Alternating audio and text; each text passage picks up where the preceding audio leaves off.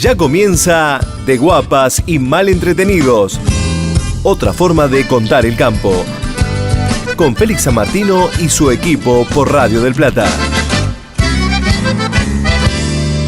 Cuando estemos lejos, cuando estemos tristes, cuando no me veas frente a tu mirar, cuando la distancia... Muy buenos días, acá estamos en un nuevo programa de Guapas y Mal Entretenidos. Estamos solo las guapas acá. Buen día, Lorena. Buen día, María. Solo las guapas. Así Hemos es. tomado el control nuevamente de este programa y vamos a ver si los vamos a dejar entrar a los mal Que no entretenidos. vengan de vuelta, ¿eh? Que vengan, vamos a ver si los dejamos entrar. Vamos a ver, ahí está. Vamos a ver si son tan guapos como para atreverse. Que vengan, no les vamos a pedir que vengan, pero bueno, vamos a ver si los dejamos pasar. Bueno, va terminando el año y uno tiene cócteles por aquí, cócteles por allá. Diciembre es una gran despedida del año. Sí, y en todas las despedidas estamos los mismos. Que vamos al mediodía a un lado, a la noche a otro, a la noche a otro y así dando Habría vueltas. que contratar una combi, ¿no es cierto? Entonces, bueno, ir yendo de cóctel en cóctel porque hay días en los que uno suma 2, 3, 4 eventos. Es una cosa tremenda. Hay que ir cumpliendo con, bueno, cada uno de los eventos para, por supuesto, saludar a toda la gente que lo acompañó durante el año. Sí, es lindo, igual es lindo. Sí. Vale la pena, porque además está bueno que te inviten. Si te invitan es porque te Claro, quieren. claro, sí. Porque- Por lo menos te invitan. Sí, triste si no te llega ninguna invitación a ninguna fiesta de fin de año. Eso es Sí, triste. sí, más vale. ¿Por dónde anduviste, Lorena? ¿Estuviste de rotación? Esta semana me tocaron muy ricos cócteles. A ver. Y con gente amiga. El lunes fuimos al asado de Brangus. El Sí. asado de fin de año de Brangus, donde se entrega el premio al mérito, se reconoce la trayectoria de periodistas agropecuarios. Muy rico el asado de Brangus. No, buena onda la gente de Brangus. Siempre le mandamos un beso a todos. Sí. Comimos mucha molleja, mucha carne Brangus, rico el asado. También estuvimos en la fiesta de fin de año de la revista Chacra, Ujú. que fue a mitad de semana. Que inauguró sede la revista Chacra. Inauguró sede, inauguró estudio de televisión, así que muy lindo también, le mandamos un beso. Una fiesta bizarra, ¿no? Porque había hasta un lugar donde uno se podía tirar las cartas. Por supuesto que hice 25 minutos de cola. Espera. De espera y me tiré las cartas, por supuesto. Muy bien. Sí. ¿Y cómo viene tu año para la tarotista? Me dijo que lo que no me gustó absolutamente nada, me dijo la tarotista, que este año no había tenido mucho trabajo, que el año que viene iba a tener más. Entonces yo le dije, muchas gracias Alicia, te agradezco el pronóstico, pero no te lo tomo. O sea que no le funcionaron bien los astros, vos decís, a esta No sé, tarotista. sí, Por me ahí va- estaba mareada de ver a tanta gente. Si tuviste que esperar 25 minutos para verla, bueno, Por capaz ahí que se confundió con la que había estado anteriormente, porque éramos se todas le mujeres. mezclaron. Un solo hombre había en la fila de la tarotista, todas las que esperábamos éramos mujeres. Sí, Los claro. hombres estaban arriba con el mago, porque también había un mago. Entonces los hombres estaban arriba tratando de descifrar cómo el mago le hacía los trucos. Era así como una fiesta de Fellini que se mandó Rubén Bartolomé. Muy buena, la verdad que muy divertido. Bueno, donde no están de fiesta es en el Ministerio de Agroindustria, que están laburando a troche y moche. Estuvo Echeverre, mira, te voy a tirar un título. Empezó la campaña de Echeverre para ser gobernador de Entre Ríos. Tomá, ¿qué hizo el nuevo ministro? Parece que estuvo regalando maquinaria por su provincia, por su pago. Ah, claro, Entre empezó Ríos. por su... Empezó casualmente por ahí a dar estas maquinarias que se dan a los grupos, a los consorcios que se arman para tratar los caminos. Los caminos de consorcios tierra. camineros. Así es, los consorcios camineros que se arman entre los municipios y los productores. Bueno, esa es la condición, se supone, para entregar una motonniveladora, por ejemplo, que es una Claro, máquina muy, muy valiosa. Sí. Bueno, estuvo entregando en Crespo esta motoniveladora y me contaron un chisme. Ahí me gustó. Otro chisme más. Otro chisme más. ¿Sabes cuántas veces entregó esa misma motoniveladora? ¿Cómo la misma motoniveladora entregó? La misma motoniveladora. ¿Cuántas veces la entregó Una. el Ministerio de Agroindustria? Es una de motoniveladora que se entrega una vez. No, Lorena. ¿Cuántas? 3 veces. ¿Cómo 3 veces? Sí, tomando la costumbre de otros gobiernos, parece que el Ministerio de Agroindustria ya entregó 3 veces la misma motoniveladora al mismo grupo de productores. No. Que es este caso de Crespo, provincia de Entre Ríos. ¿Pero los productores permiten eso? Porque ahí hay que ver. Bueno, parece que les gusta sacarse la foto con el ministro. Claro, O porque con el secretario de turno. lavan la máquina, la ponen linda, la sacan del galpón, se sacan la foto y vuelven. Sí, Eso 3 es veces. Eso también tiene que ver con los productores. Y sí, eso también habla evidentemente lo están permitiendo. no solamente de nuestros gobernantes, sino también de los productores que se sacan la foto con Así es. la máquina 3 veces. Sí, sí, así es. Bueno, eso Hay que buscar sucedió en archivo, Entre hay que Ríos. buscar las fotos de así. Hay que buscar las otras 2 Sí, fotos. hay que buscar las Tal otras cual, dos. tal A cual. ver, Vamos a ¿cuáles buscarlas. son los productores que están ahí sacándose O la por ahí foto? son extras, uno no sabe, capaz que no son productores. Son extras que agarran por ahí, en No el pueblo. creo que el nuevo ministro de Agroindustria contrate extras para sacarse la foto. No sé. No creo. Vamos a ver. Vamos a chequear las Vamos a fotos chequear. anteriores. Bueno, la cuestión es que hay así algo pensado dentro del Ministerio de Agroindustria para este tipo de adjudicaciones, porque es bastante arbitrario, es decir, ¿cuáles son los requisitos para que a un grupo de productores le entreguen la motoniveladora y a otro no? ¿Por qué en Entre Ríos y no, por ejemplo, en La Pampa? O en Buenos Aires, que O según en la la provincia de aplicación Buenos Aires. de la Fundación FADA fue la provincia que más denuncias tuvo de caminos rurales en mal estado. Tal cual. ¿Por qué Buenos Aires no? ¿Por qué no Córdoba, Santa Fe, bueno, el sur de Entre Ríos también muy afectado? Tal cual. Algún día habría que hacer un listado de todos los planes que existen dentro del Ministerio de Agroindustria y de otros ministerios que debe haber muchísimos. Vialidad, todo eso también, transporte. Y bueno, y cómo son adjudicados, es decir, qué criterios se usan para que sea transparente y para que tenga algún tipo de criterio la adjudicación de este tipo de herramientas o incluso fondos, que los hay También, disponibles fondos y también. muchísimos, aportes no retornables, no reintegrables creo que se llaman. Bueno, todo eso, habría que hacer una especie de listado y conglomerado y ver por dónde pasan, cuál es el funcionario que decide entregarlos y bueno, y ¿Por cuáles qué son lo los- entregó 3 veces? ¿Por qué lo entregó 3 veces? Capaz que hay otras cosas que se entregaron más veces también. Y sí, o tal se cual. inauguraron, no O se sabemos. inauguraron también. Vamos a poner la lupa ahí, ¿te parece? Dale, un trabajito tenemos, ¿eh? Un trabajito. Bueno, vamos a empezar con el programa que viene lindo, vamos a hablar mucho de desburocratización, que es uno de los ejes de esta nueva gestión del Ministerio de Agroindustria, y vamos a hablar con los protagonistas de este eje, como por ejemplo con Santiago del Solar, que es jefe de gabinete de Chevere. Vamos a empezar con el programa. Sí, empecemos prolijo, aprovechemos que no están los malentretenidos. Dale.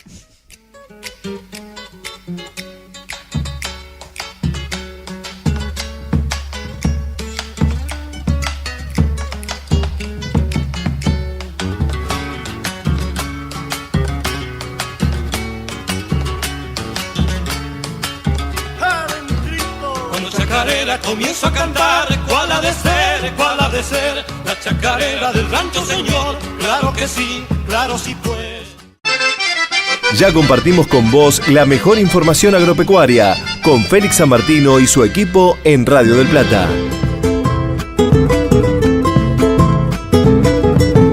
Dejé que el suelo querido y el rancho donde nací, donde tan feliz viví, alegremente cantando. En cambio vivo llorando igualito que el Crespí.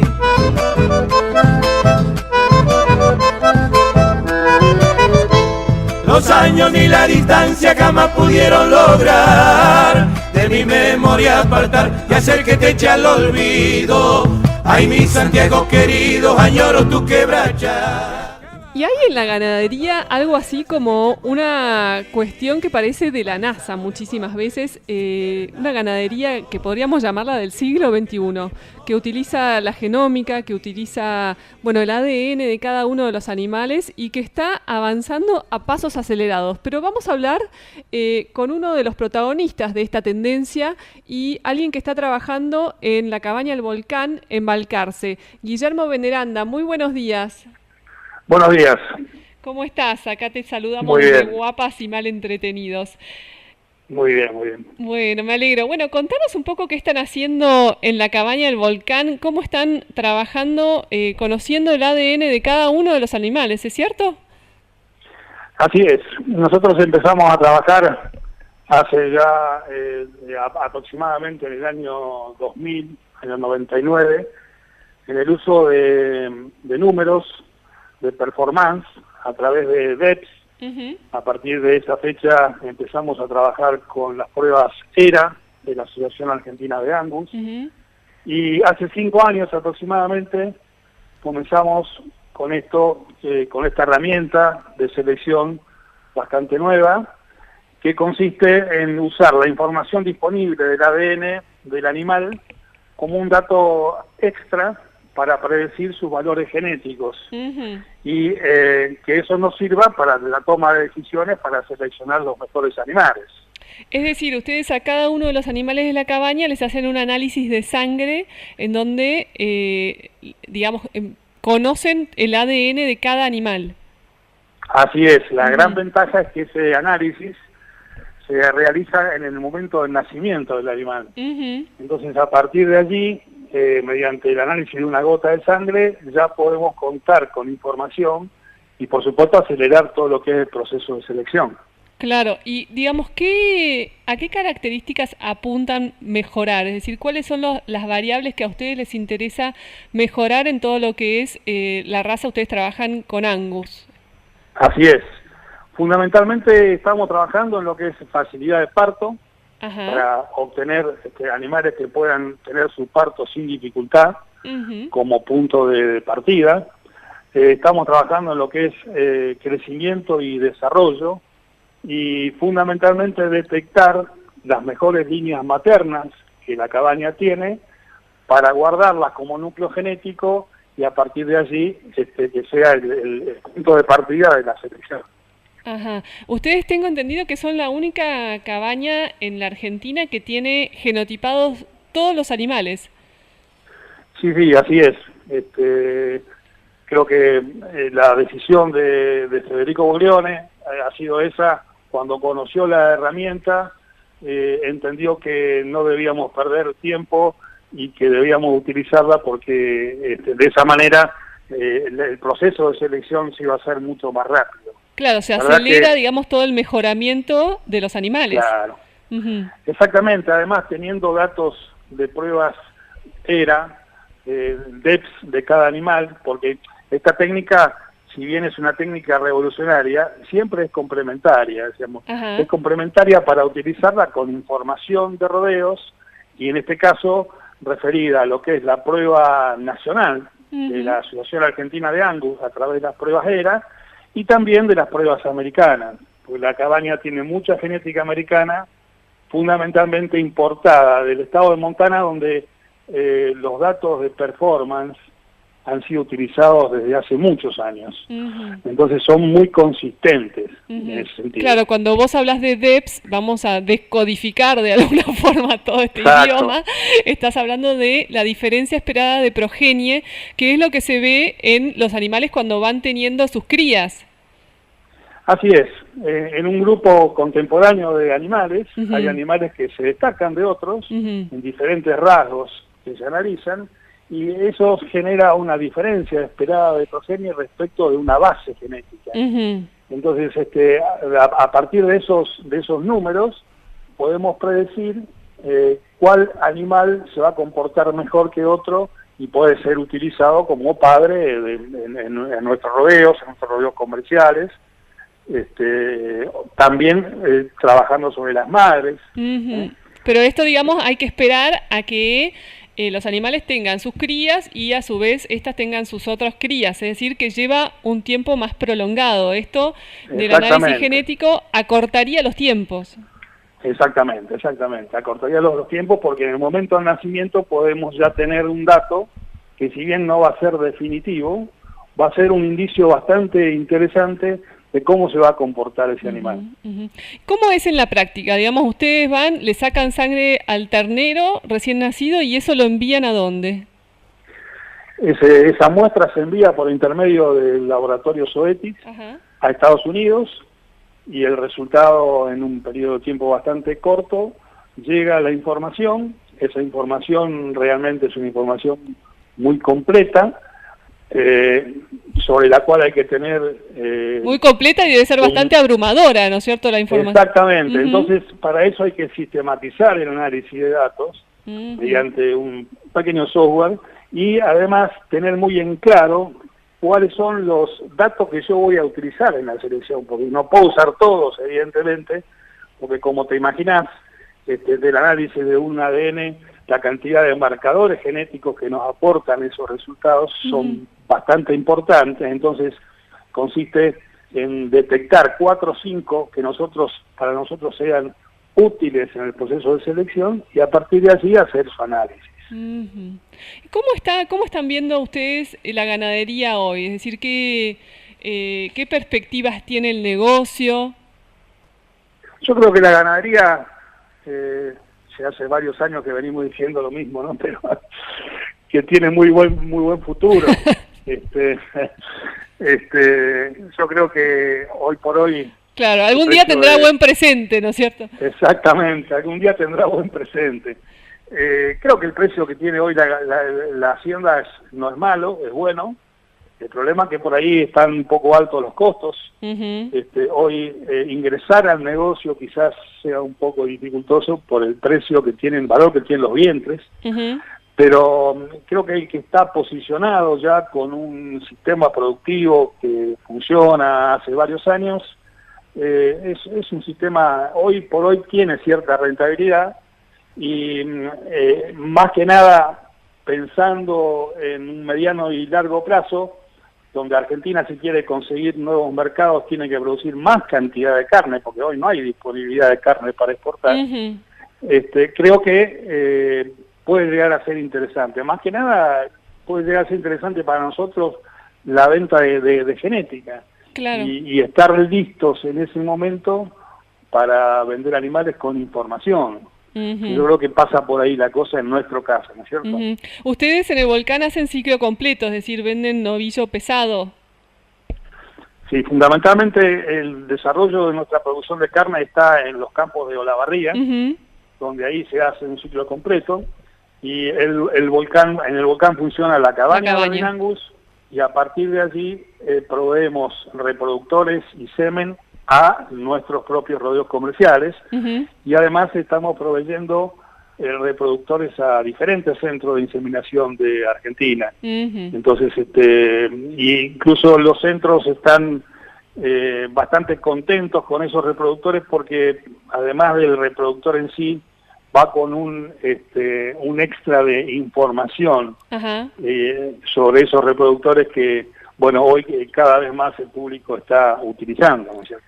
Claro. Bueno, la verdad que te agradecemos muchísimo, Guillermo, esta intervención porque impacta un montón este mejoramiento y, bueno, toda esta implementación de la genética que están haciendo en el volcán. Perfecto, muchas gracias a vos. Así que, bueno, ya te vamos a tener para que nos cuentes más novedades seguramente. Era Guillermo Veneranda, veterinario de la cabaña El Volcán en Balcarce.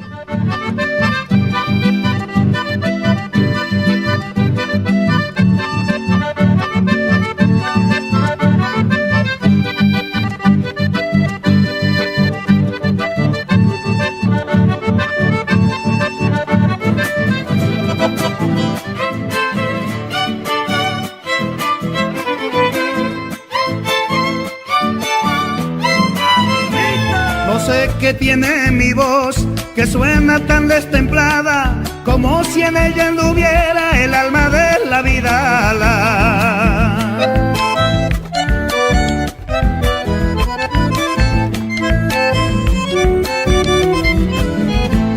Porfiando por alcanzar los tonos de mi guitarra, que nanca del grito macho que sube por mi garganta. ¿Sabías que para lograr una mayor productividad ganadera es necesaria la implementación de buenos planes sanitarios en todas las regiones? Sí, Félix, ese es un tema muy importante para poder producir más carne.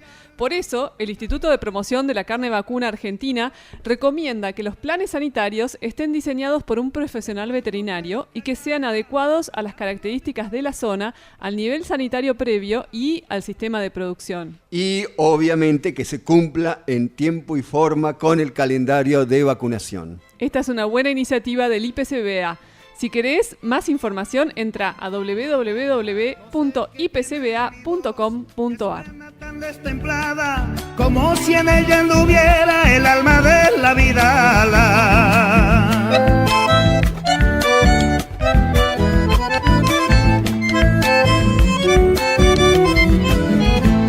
Porfiando por alcanzar los tonos de mi guitarra, que nanca del grito macho que sube por mi garganta.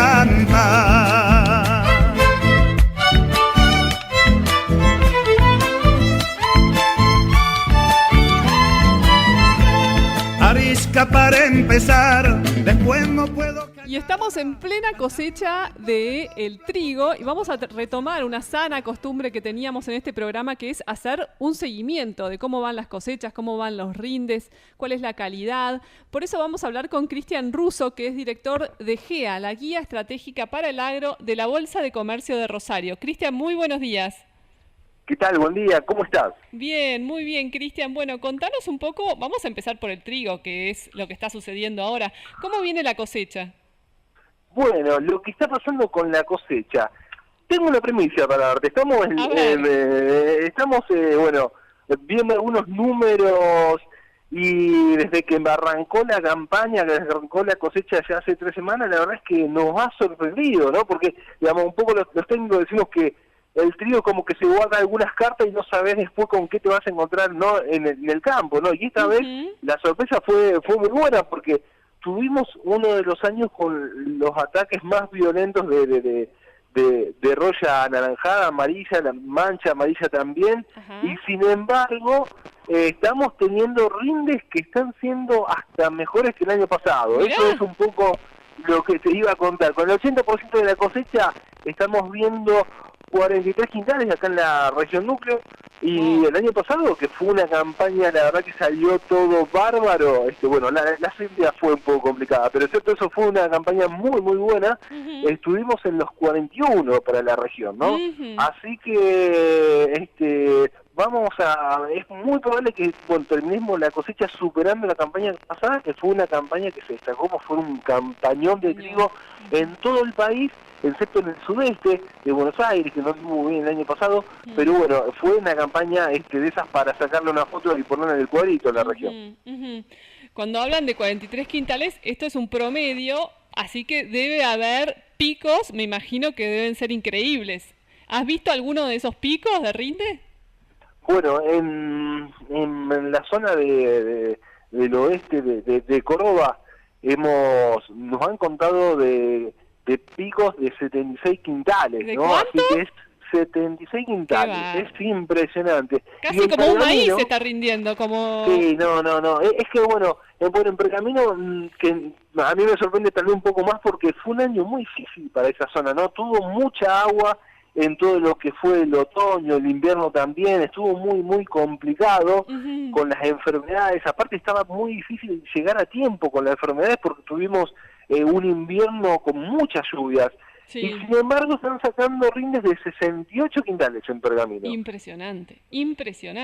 Se trata de lotes que fueron muy bien cuidados, tuvieron 3 aplicaciones, claro. 300 kilos de urea, ¿no? Pero bueno, la verdad es que a mí me sorprende, hace un poco esto que te estaba contando, ¿no? Un gran resultado para la región núcleo en trigo. No se puede creer. ¿Y cómo están viendo la calidad? Bueno, hablabas vos de todos los ataques que sufrió la cosecha y de lo difícil que fue en materia climática. Bueno, eso es otra cosa que también nos está sorprendiendo, porque bueno, la calidad está ligeramente mejor que el año pasado, ¿no?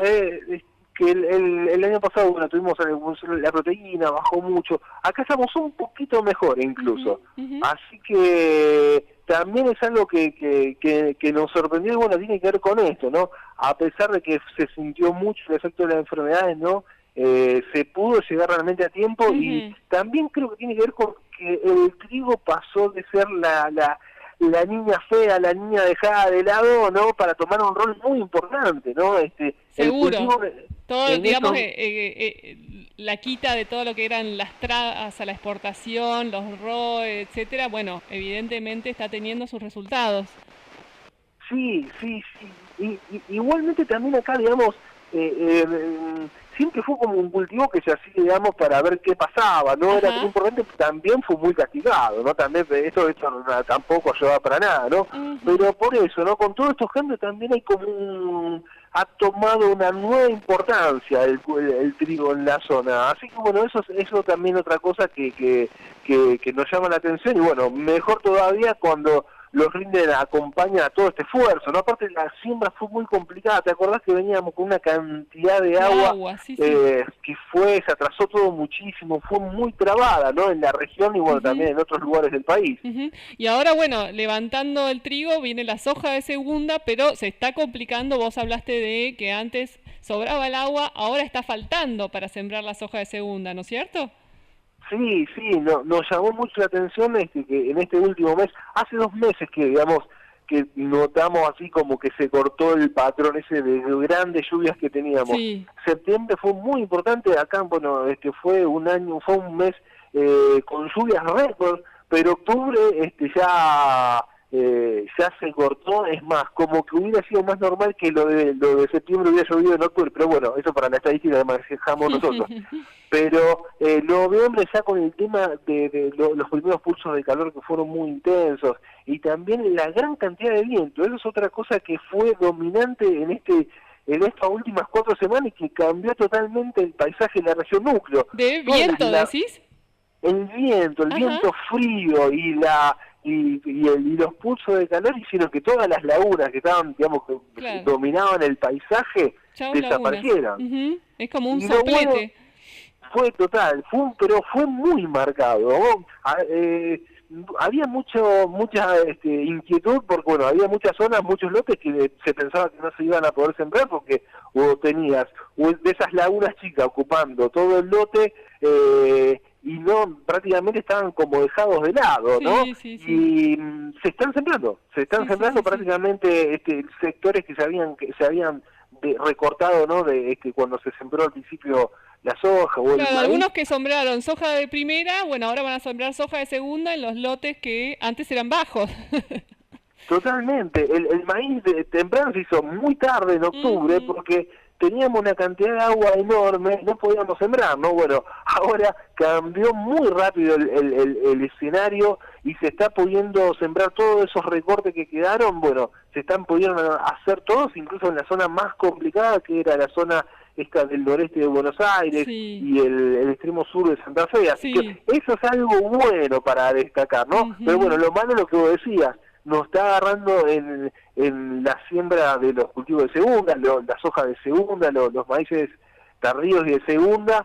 Esperábamos un frente muy importante, lluvias muy importantes este fin de semana que nos dejaron prácticamente con las manos vacías y se pudo avanzar muy poco con la siembra. ¿Y tienen idea, digamos, cómo va a venir la lluvia para los próximos días de diciembre? Bueno, vos sabés que estás haciendo la pregunta del millón, ¿no?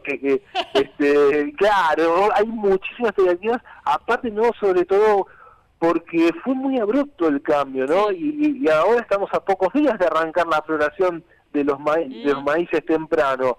Así que lo que estamos viendo son lluvias muy, unos 8, 10, con suerte 15 milímetros para viernes y sábado en la región núcleo, pero lo vemos muy errático, va a ser algo difícil que llegue, sería muy importante que llegue para todos los lotes que se sembraron esta última semana, pero vamos a estar preguntándole, bueno, José Luis Ayeno es nuestro gurú climático, no, es nuestro director científico y siempre, bueno, que aparecen estas situaciones complicadas, bueno, siempre lo tenemos a él y vamos a estar armando un informe que, bueno, no sé si hoy o el lunes vamos a estar tratando de dilucidar lo que puede pasar en lo que sigue diciembre y enero, ¿no? Que es el momento crítico, sobre todo para los maíces. Seguro. Bueno, Cristian, vamos a estar atentos a ese informe.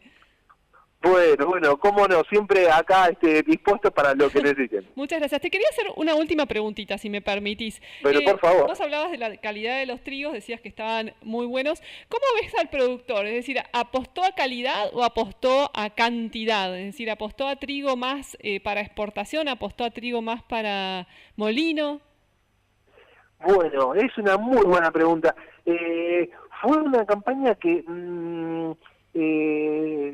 lo primero, yo creo que una cosa que se tuvo muy en cuenta acá en la región núcleo cuando se arrancó la siembra era que la gente que se puso, decidió hacer trigo, decidió hacerlo sabiendo que tenía un año muy complicado y tenía que por delante que hacer por lo menos 2 aplicaciones. Ajá. Y después el tema de la fertilización, lo que vemos que en general se le apuntó un poco más a rinde, pero hubo gente que también fertilizó pensando también en lo que era sumar para hacer proteína. Así que estuvo un poco más, nosotros notamos que se pensó un poco más en eso. Ajá, más empatada la cosa. Sí, más empatado el asunto. Pero lo que vimos fue eso, el tema de enfermedades que siempre cuesta, por ahí tomar conciencia. Este año me parece que desde el vamos se tomó mucha idea del problema y que había que hacer una inversión importante para cuidarlo, pero bueno, hoy está rindiendo sus frutos. Está bien. Bueno, Cristian, muchísimas gracias. Por favor, un gusto. Era Cristian Russo, director de GEA, la guía estratégica para el agro de la Bolsa de Comercio de Rosario.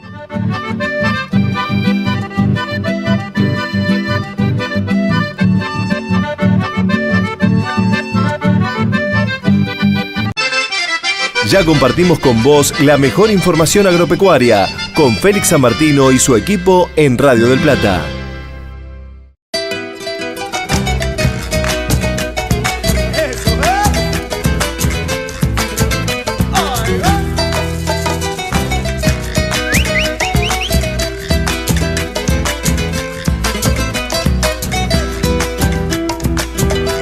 Me recuerda la noche contigo, esta noche calurosa, con el agua cantando en el río y los grillos y la sombra. Para ser 2 recién conocidos, el deseo fue más que de sobra. Escapando de todo nos fuimos a donde el destino nos quiso llevar, a la orillita del río. Bueno, y hay en este nuevo contexto económico y con un nuevo ministro de Agroindustria algunos negocios que están de alguna forma incipientes, como por ejemplo todo lo que es la exportación de carne en la Argentina que habíamos dejado de vender al mundo. Por eso vamos a hablar hoy con Fernando Herrera de la Asociación de Productores Exportadores Argentinos de Carne, vamos a aclarar, para que nos cuente un poco cómo está el negocio de la exportación justamente hecho por los propios productores. Fernando, muy buenos días. Hola María, buen día. ¿Cómo estás? Muy bien, ¿cómo estás vos? Todo muy bien, por suerte. Me alegro. Bueno, contanos cómo es el negocio de la exportación de carne hecho por los propios productores. Mirá, básicamente son consorcios que se arman entre varios productores, que eso sería una integración horizontal, y después lo que se hace es faenar la hacienda de esos productores en un frigorífico, que eso sería una integración vertical, con el objetivo de esa carne, lo que se puede exportar se exporta, y el resto se vende acá en el mercado interno. Claro, digamos, integrar de alguna forma ese novillo o ese animal. Exactamente, lo que se busca con eso es que haya mayor volumen, porque un productor solo no podría, digamos, con la cantidad de hacienda, por más grande que sea, exportar el solo, teniendo en cuenta lo que es una demanda a nivel mundial. Y lo que se hace con estos consorcios es buscar una integración donde haya un estándar de calidad, donde se vaya mejorando el tipo de novillo que se produce. Y bueno, todo eso redunda en más carne y de mejor calidad.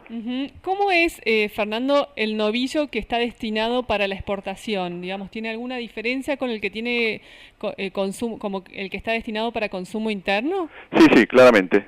Lo que va a exportación, en general, es lo que se llama el novillo pesado. ¿De cuántos kilos? Claro, eso es lo que te quería aclarar, porque el novillo pesado antes era un novillo de 480, 500 kilos, que hoy en la Argentina te diría que prácticamente no se produce o se produce muy poco. Hoy lo que es el novillo exportación estamos pensando en un novillo que pese en el frigorífico 420, 430 kilos mínimo, de ahí para arriba. Con los sistemas que hay hoy en día de terminación se ha estandarizado mucho la gordura y hoy con el peso que te decía recién, tranquilamente un buen novillo bien conformado es apto para exportar. ¿Y cómo está dando la cuenta para ustedes, para el negocio? Es decir, ¿es rentable exportar un novillo pesado? Bueno, esa es la mala noticia. A ver. Bueno, el objetivo es que en algún momento sea rentable. Hoy en día la combinación de los precios de los cortes en el mercado internacional, más el tipo de cambio argentino, más el costo de nuestros insumos, de nuestra mano de obra, más las tarifas, etcétera, hacen que el negocio todavía no haya arrancado del todo, pero bueno, estamos todos pensando en que en algún momento eso va a pasar, y la idea por eso es estar, digamos, calentando los motores. Claro. ¿Y ustedes exportan, digamos, a través de alguna cuota? ¿A qué destinos exportan? Los grupos de productores exportan lo que es cuota Hilton. Los grupos tenemos un cupo del 10% de la cuota total de la Argentina, que son 29.500 toneladas. Y después también se exporta a otros destinos. Por ejemplo, se exporta a China y a otros países ya sin ninguna cuota. Ah, está bien. ¿Y cuáles son, digamos, los riesgos de este negocio? Mira, lo que ocurre en este caso es que ya el productor no es un vendedor de hacienda, que cuando se va el camión jaula se olvida y lo único que tiene que hacer después, a los 15 días, es cobrar. Claro. En este caso, al estar integrado, bueno, sos dueño del negocio, pero también tomás los riesgos que significa la integración, como decías vos hace un rato, los tiempos de cobro de mercadería que va al exterior, los tiempos de cobro de carne, que no es lo mismo que vender hacienda. Claro. En fin, es un negocio ya distinto. Hay que tener, digamos, un capital de trabajo importante, ¿no es cierto? Como un respaldo. Sí, en general, digamos, los consorcios lo que hacen es se agrupan y nombran a un gerenciador, que puede ser parte de los mismos productores o un tercero, y ese es el que generalmente hace toda la parte de comercio exterior, la parte de trabajo en el frigorífico, y es el que, bueno, tiene el soporte o la espalda para bancar este negocio. ¿Y vos ves, digamos, que la calidad del novillo argentino es bueno, es de exportación en este momento? Sí, la calidad desde el punto de vista genético no hay ninguna duda que es de primera. Lo que tendríamos que hacer para poder exportar más es que más gente deje de hacer novillitos de 320, 330 kilos y pase a ser un novillo como el que hablábamos hace un rato de 420, 430. Con eso tendríamos muy buena calidad y un producto que por el tamaño del corte serviría para exportar. ¿Cuánto se tarda, digamos, para explicarlo, digamos, llanamente, cuánto se tarda en llegar, porque nosotros hablamos así livianito de, bueno, 400 kilos, 450 kilos, pero hay que llegar a ese quilaje? ¿Cuánto se tarda para llegar a ese quilaje partiendo desde la vaca o desde el ternero? Bueno, desde la vaca es un proceso que la vaca se preña, está 9 meses, pare un ternerito, a los 6 meses, por ejemplo, se desteta, y después ahí, bueno, se abre un interrogante de qué se va a hacer. Lo que estaría faltando para ir hacia un modelo más de exportación sería la etapa de la recría. Es decir, agregarle una etapa a pasto para que el novillo, antes de entrar a un feedlot o a un corral o a suplementación, tenga más kilos, más tamaño, y entonces los últimos 100 kilos no arranquen con un peso tan liviano y que el novillo esté terminado muy liviano. Claro, digamos, o que no se engrase, ¿no es cierto? Claro, si no se pasa de gordura y entonces ya es un disvalor. Lo que hay que pensarlo, digamos, en términos globales, si uno mira todo el rodeo de la Argentina, olvidándonos de lo que hace cada productor, no es muy eficiente que la fábrica, que son las vacas, produzcan terneros que se venden con tan pocos kilos. Claro. Eso comparado con otros países, y no digo Estados Unidos, sino con Uruguay, que está al lado nuestro. Por ejemplo, Uruguay, el promedio de peso de faena es 25 a 30 kilos más alto que el de Argentina. Mira. Impresionante. ¿Qué es lo que el otro día hablábamos acá en el programa justamente de los distintos gustos de la carne según cómo estuviera terminada? Es decir, si estaba terminada a pasto, si estaba terminada a grano. ¿Qué busca la exportación o los distintos destinos de la exportación que tiene la Argentina? Mira, ese es un tema bastante complejo, porque si bien nosotros, digamos, que somos expertos en comer carne, podemos llegar a distinguir un corte de pasto de un corte de feedlot. En el mundo eso increíblemente no pasa tanto. Lo que se busca más que nada es la consistencia, o sea que siempre los cortes sean iguales, del mismo tamaño, del mismo calibre, que sean tiernos, por supuesto, que tengan la cantidad de grasa adecuada, y bueno, y no hay demasiada distinción, sacando algunos nichos que buscan lo que sería una carne natural, orgánica. Después en Europa, por nombrar un mercado importante, Sí. Vendemos tanto carne de cuota Hilton, que es sin feedlot, como carne de la cuota 481, que justamente es de feedlot. Ujú. ¿Y cómo estás viendo, digamos, la marca de la Argentina en carne? ¿Es buscada?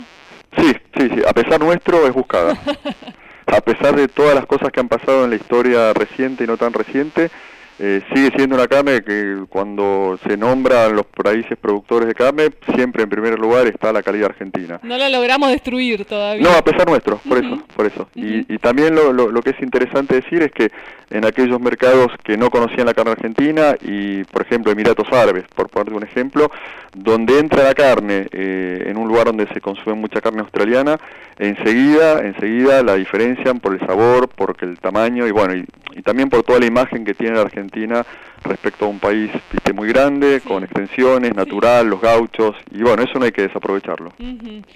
Ustedes cuando venden, digamos, faenan la carne acá en la Argentina y la venden afuera. ¿A dónde la venden? ¿A restaurantes? ¿La venden a distribuidores? ¿La venden directamente a un supermercado? Mira, nosotros como somos productores y manejamos volúmenes más chicos, tratamos de ir lo más cercano posible al consumidor. Ajá. En Europa, por ejemplo, hay grandes brokers que compran carne argentina, de Uruguay, de Paraguay, de Brasil, no diferencian mucho y lo que hacen es volumen.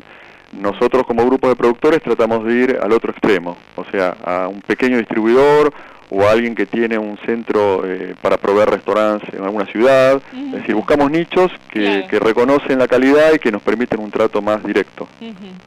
Bueno, Fernando, te agradecemos muchísimo toda esta información acerca de la exportación de carne a mercados diferentes y bueno, hecha directamente por productores. Al contrario, muy encantado de hablar contigo, María. Muchísimas gracias. Era Fernando Herrera de la Asociación de Productores Exportadores Argentinos, APA.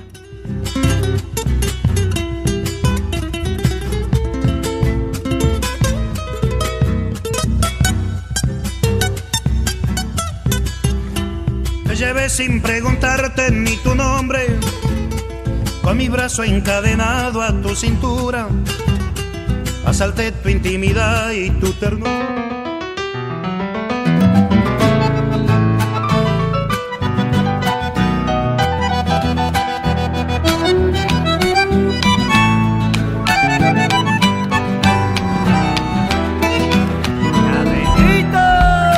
Orillitas del canal, cuando llega la mañana, sale cantando la noche desde lo de Valderrama. Sale cantando la noche desde lo de Valderrama. Y en todo lo que es desburocratización, que es uno de los ejes de la nueva gestión en el Ministerio de Agroindustria, hay novedades en el SENASA respecto del documento de tránsito electrónico, el famoso DTE, para movilizar la hacienda. Pero vamos a hablar directamente con alguien que nos va a explicar bien cómo son los cambios, que es la licenciada en Gestión de Políticas Públicas y Coordinadora General Financiera del SENASA, Eugenia Lopresti. Eugenia, muy buenos días. Buenos días, ¿cómo estás? Bien, muy bien. Bueno, contanos un poco cómo viene esta nueva modalidad de pago y autogestión del DTE.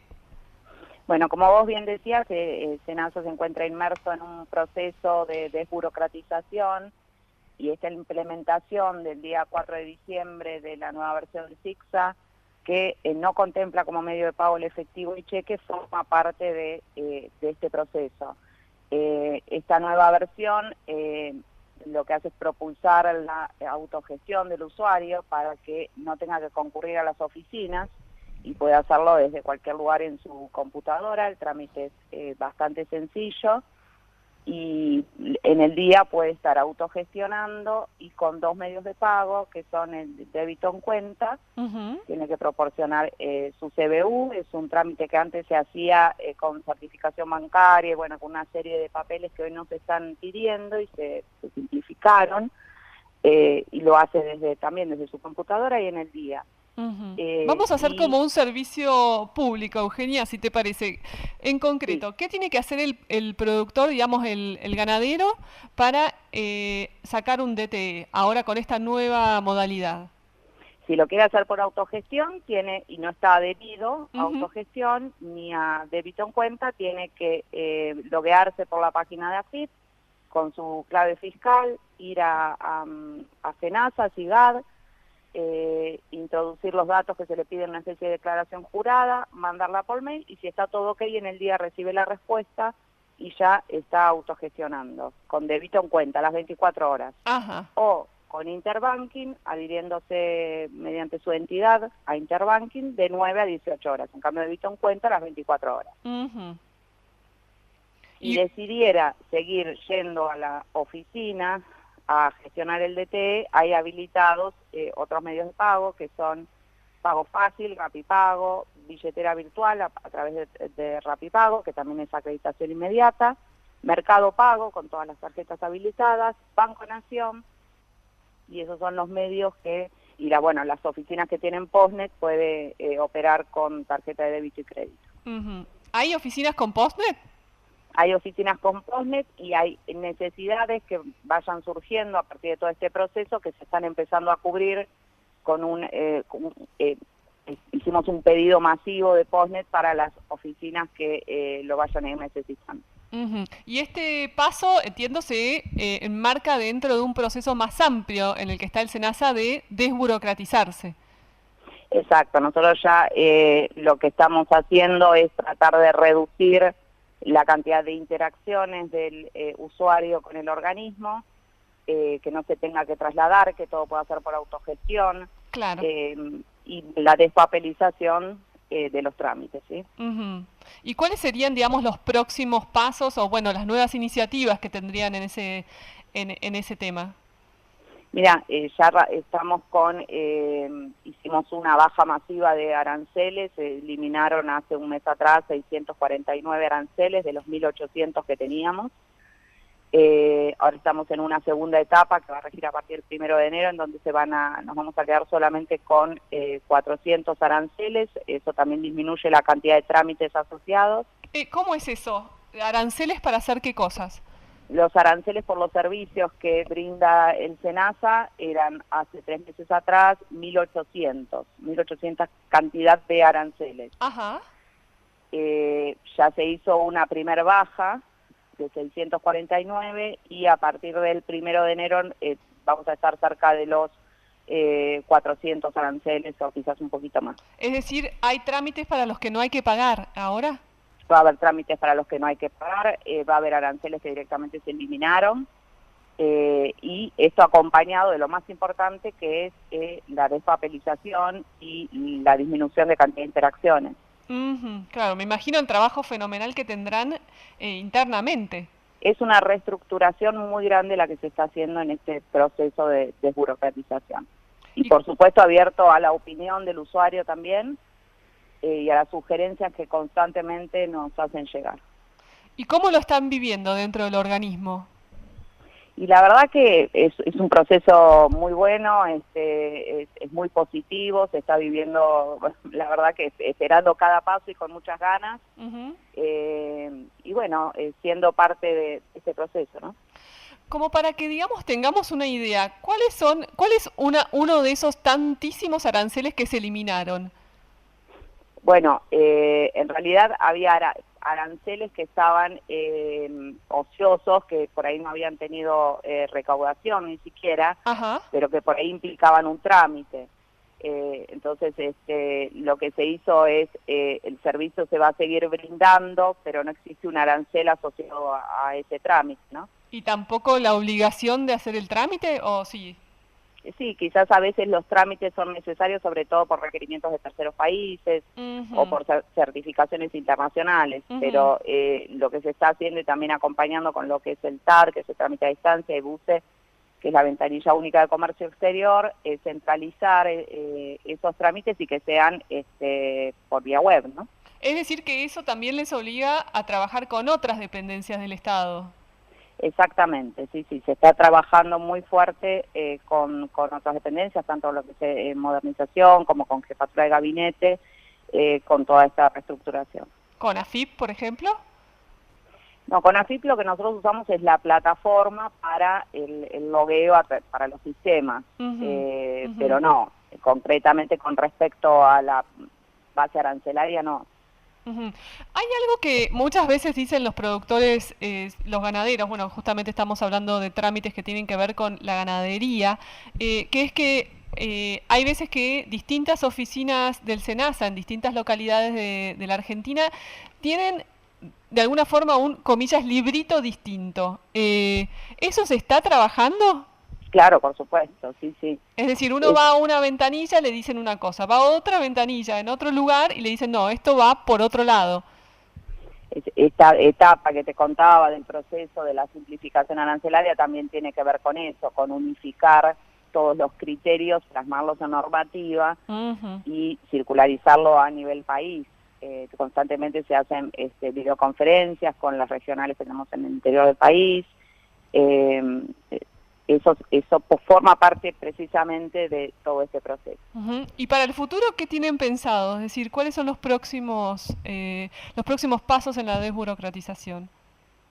Bueno, un poco esto es lo que te contaba, o sea, esta etapa de diciembre y después una etapa que por ahí está planteada para marzo, que es la base arancelaria sobre 5 ejes, incluso para que sea más fácil para el usuario cuando necesite hacer un trámite con SENASA o necesite de un servicio, identificar importación, si corresponde importación, exportación, tránsito o consumo interno u otros, ¿sí?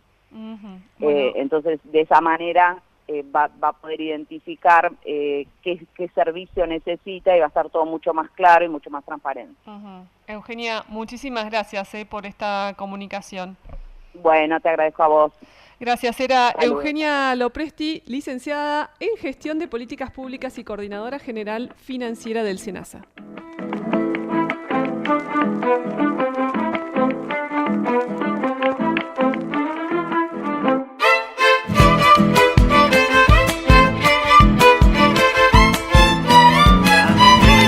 Soy corazón de chilalo, tapallo en la tierra dura. Cava me ibas a encontrarme botija, quisquien dulzura.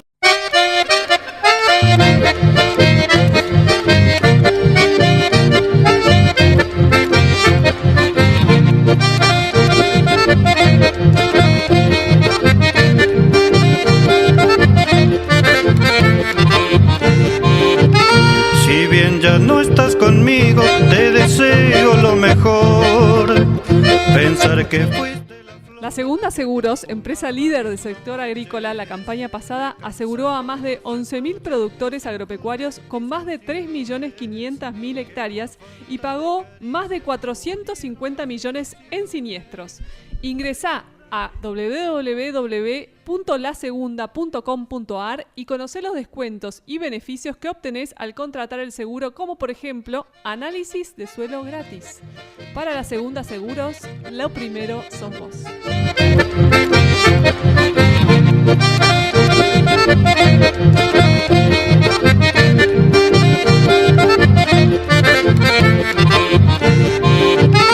Si bien ya no estás conmigo, te deseo lo mejor.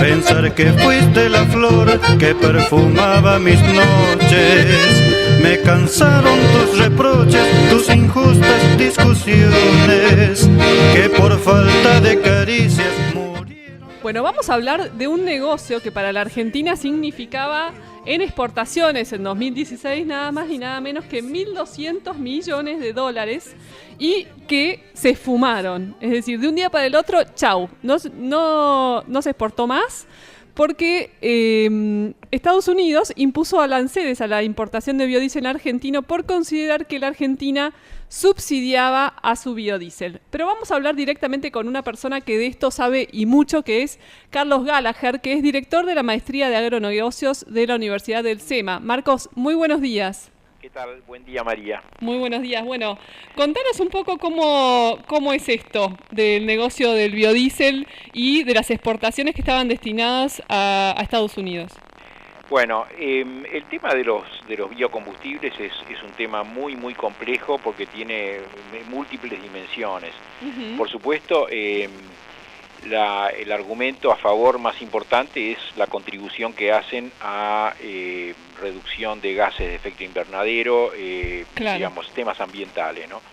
Pero es complejo porque básicamente la producción de biocombustibles, tanto en Estados Unidos como en Europa, están sujetas a importantes subsidios y regulaciones de distinto tipo, así que es un mercado que funciona sujeto a múltiples regulaciones y múltiples subsidios, subsidios impositivos y regulaciones del tipo de ordenar un cierto porcentaje de biocombustibles como mezcla en los combustibles derivados del petróleo, ¿no?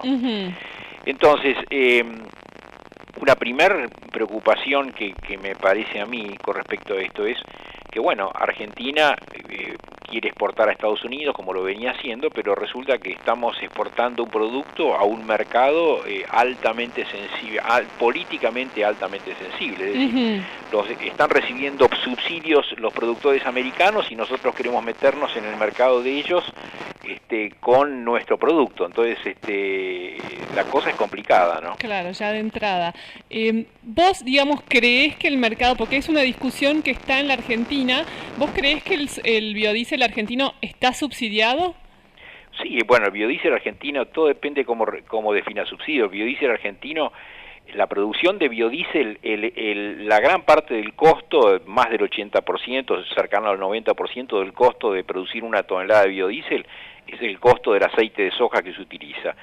Y en la medida de que existen retenciones diferenciales para la exportación de aceite de soja con respecto a la exportación de biodiesel, la industria puede adquirir ese insumo a un precio más barato que el precio internacional, así que... Cuando vos hablas de retenciones diferenciales, vamos a hacer la aclaración, es que estás diciendo que la soja tributa retenciones más altas que el biodiesel, es decir, que entonces, el productor de biodiesel compra un insumo más barato, es decir, compra el precio interno de la soja es menor que el precio internacional, entonces las plantas que están ubicadas en Argentina compran ese insumo a un precio más bajo. ¿Y cuál es ese diferencial en la Argentina? Y alrededor de 30%, claro, o 25 o 28% por ahí, sí. Es decir, entonces, es bastante. Es muy significativo porque, como te digo, el mayor componente del costo de producir biodiesel es la soja, en un 90%, entonces ese 25-30% de menor costo es muy significativo, ¿no? ¿Y por qué pensás entonces que los productores de biodiesel están diciendo, bueno, que no está subsidiado? Y más aún, digamos, te hago otra pregunta también, ¿por qué pensás que se largaron a producir con toda esta maraña de normas sin saber cómo iba a seguir esto? Bueno, ese es el punto que yo analizo en mi nota, ¿no? Es decir, el punto de cómo son las decisiones que se toman, las decisiones de inversión en plantas, por supuesto, millonarias, que tienen una duración de muchos años, ¿no? Sin duda es muy difícil analizar inversiones, analizar las decisiones. Me parece a mí que de alguna forma no tomaron en cuenta, con esto no es una crítica a las decisiones que tomaron, porque yo estoy hablando con el diario el lunes, así que soy perfectamente consciente de eso, pero de alguna forma las condiciones han cambiado o ellos no las tomaron en cuenta en su totalidad. Supusieron, por ejemplo, que las retenciones a la soja se iban a mantener. Bueno, las retenciones a la soja están bajando en Argentina, han bajado de 35 al 30%, con lo cual se le encarecen los costos a ellos, porque el precio de la soja empieza a parecerse al internacional, así que ese es un primer punto. Ellos tal vez implícitamente pensaron de que íbamos a seguir un esquema de retenciones muy altas a la soja. Si bien siguen siendo muy altas, son menores que antes. No tomaron en cuenta, me parece a mí, el poder de lobby que tiene la industria del biodiesel en Estados Unidos. Ese es un segundo punto. Un tercer punto que no tomaron en cuenta es que en Estados Unidos hubo un cambio muy importante. Vino Trump, Trump constituye un cambio muy significativo en cuanto a la política económica, especialmente en cuanto a la política ambiental. No me queda a mí claro de que Trump vaya a favorecer a los biocombustibles de la misma medida que se favorecían antes, porque él tiene una postura, si podemos llamarlo de alguna forma, menos ambientalista que antes, ¿no? Así que ese es un cambio adicional que ha ocurrido. Otro cambio que ha ocurrido es que los precios del petróleo se han desplomado, es decir, la relación de precios entre petróleo y soja ha cambiado radicalmente en el sentido de que el precio del petróleo cayó más abruptamente que el precio de la soja, entonces el precio de los insumos se mantiene relativamente alto y el precio del producto, que es el petróleo, ha caído, y el petróleo es un sustituto del biodiesel, entonces cuando el petróleo cae, el biodiesel por supuesto sufre, ¿no? Así que estos son algunos cambios que son claramente importantes. Ahora, hay un punto que me gustaría hacer, que es el siguiente. Los biocombustibles claramente tienen un impacto posiblemente positivo con respecto a los gases de efecto invernadero, a temas ambientales. Digo posiblemente porque hay alguna discusión en la literatura, ¿no? Sí. Acerca, digamos, de todo lo que significa producir el biodiesel. Exactamente, y es decir, bueno, por supuesto, necesitas instalar una planta, necesitas producir soja, necesitas, implica también costo energético producir el biodiesel. Ahora, yo me pregunto, para la Argentina, esto es una pregunta, no es una afirmación, ¿no? Sí. En la Argentina tenemos múltiples problemas ambientales. Por ejemplo, el tema del riachuelo. Por ejemplo, el tema de cloacas. Por ejemplo, el tema de basura, digamos, de los enormes problemas con qué vamos a hacer con la basura que generan los centros urbanos. Estos son temas ambientales para mí mucho más importantes que el gas efecto invernadero para la Argentina. Claro. Digamos. Estamos con un riachuelo que si te metes te disolves en el ácido, por decirlo de alguna forma. Tenemos desapareces, te desintegras. Tenés basureros a cielo abierto que son que en ningún país relativamente avanzados serían aceptables. Tenemos problemas de cloacas, de servicios sanitarios, digamos, para la gente de menores recursos, que son tremendos problemas. Claro, entonces, es un tema de asignación de recursos. Exactamente, ¿no? Entonces mi problema es, estamos preocupados, estamos argumentando que vamos a hacer algo por los gases de efecto invernadero con un signo de interrogación con respecto al aporte del biodiesel en ese sentido. Ahora, al mismo tiempo, el hecho de que estamos exportando biodiesel implica que se recaudan menos recursos, porque el biodiesel está gravado mucho menos que el aceite de soja, que la soja, entonces se recaudan menos recursos por el biodiesel, recursos que podrían estar destinándose a los otros usos que yo te estoy dando. Claro. Entonces, mi gran pregunta es, sí, estoy de acuerdo con el tema ambiental, pero creo que hay un enorme costo de oportunidad en privilegiar las iniciativas relativas a biodiesel en lugar de privilegiar otras iniciativas. Ahora, esto no quiere decir que estoy en contra del biodiesel, simplemente, como vos bien dijiste, es un tema de costo de oportunidad. Entonces, si analizamos la problemática ambiental, tenemos que analizarla en su totalidad. ¿Queremos favorecer al biodiesel? Perfecto. ¿Cuánto cuesta? Eso que nos cuesta, ¿está mejor asignado en favorecer el biodiesel o sería mejor asignarlo a, por ejemplo, limpiar el riachuelo o, por ejemplo, mejorar los sistemas de disposición de basura en los centros urbanos? No sé, es una pregunta. Sí, o a quiénes estamos beneficiando, porque no sé, digamos, quiénes son los exportadores de biodiesel. Bueno, por supuesto, pero independiente, por supuesto, ese es un tema adicional al cual traes, es decir, cómo se distribuye el beneficio de las acciones que tomás. Es muy posible que el beneficio se distribuye mucho más asimétricamente en el caso del biodiesel que en los otros ejemplos que te di. Así que tu observación es sumamente pertinente, yo la había dejado de lado. Yo simplemente estaba pensando en el impacto total, independiente si lo capturan pocos o lo capturan muchos, ¿no? Te hago una pregunta, Marcos, que realmente desde la ignorancia, y bueno, si me la podés contestar, bienvenido. Yo no sé qué cantidad de la soja argentina, de la producción de soja argentina, se destina a la producción de biodiesel, o está previsto en las plantas de biodiesel que tiene la Argentina. Vos me ponés contra las cuerdas porque me obligás a dar cifras. Bueno, acá, por suerte, hoy a la mañana estaba mirando un poquito esto. El año pasado se exportaron más o menos 1.6 millones de toneladas de biodiesel y eso equivaldría aproximadamente, si mi cuenta no sale mal, a unas 8 o 9 millones de toneladas de soja, lo cual representa el 25% de las exportaciones de soja aproximadamente. De poroto, no, de producción. No, algo menos, porque la exportación total es más o menos 50 millones. Si restás la exportación de poroto, te quedás con 40 millones que se exportan en forma de aceite. Quiere decir que en forma de biodiesel se exporta el 25% del aceite, digamos. del total de aceite, el 75% se exporta en forma de aceite y el 25% se transforma en biodiesel, más o menos. Mi pregunta iba a esto, es decir, ¿puede bajarle el precio de la soja al productor este conflicto con los Estados Unidos para el biodiesel argentino? Sí, puede bajarlo parcialmente, yo diría en forma muy modesta, porque claro, en la medida que se canaliza exportación a través del biodiesel, la retención promedio, el arancel promedio de exportación cae, porque el arancel promedio es el promedio que tenés exportando grano y aceite de soja por un lado y biodiesel por otro. Si eliminás la posibilidad de exportar biodiesel, tenés un arancel promedio más alto, ¿no? Así que sí, el precio interno de la soja podría caer a algo, yo diría que no en forma no demasiado marcada, ¿no? Sí, igualmente estoy pensando en voz alta, pero bueno, está también todo el mercado interno, ¿no? Que quizás se aumente el corte con el que, digamos, el gasoil argentino se está cortando con biodiesel, ¿no es cierto? Sí.